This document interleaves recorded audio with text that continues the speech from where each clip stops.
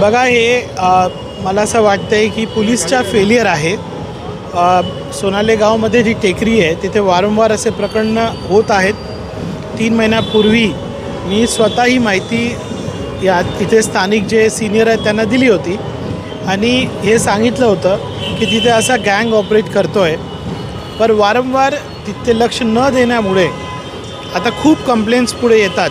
तिथे असे प्रकरणं खूप झालेले आहेत तिथे झालं आहे आणि 5 मुलांना एकदम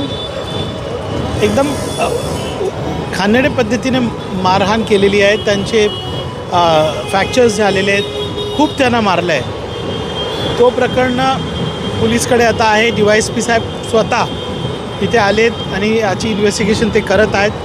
IGMमध्ये पण एक धक्कामुक्की झालेली आहे, त्याची पण नोंद पोलिसांनी घेतली आहे आणि निष्पक्ष मी पोलिसांना सांगितलं की तुम्ही याच्यावर इन्व्हेस्टिगेशन करा आणि कारवाई करा।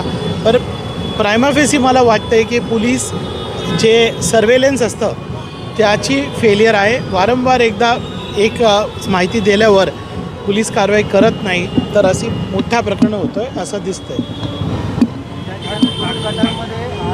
2 गटांमध्ये हाणामारीचा प्रकार घडला।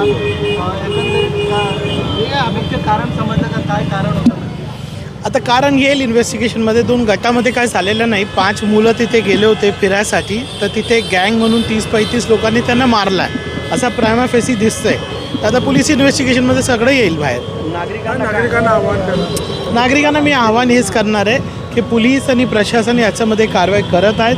आमची याच्यावर लक्ष आहे, तर कुणीही याला कोणताही वाद, धार्मिक वाद असं न समजता काही याच्यामध्ये प्रतिक्रिया करू नका। याला पॉलिटिक्समध्ये आणू नका। पोलीस आहे, स्वतः DYSP आणि DCP याच्यामध्ये लक्ष देतात। मी स्वतः इथे आहे आणि माझं आश्वासन आहे की याच्यामध्ये आम्ही जे आहे त्याप्रमाणे कारवाई होईल ही आम्ही बघू।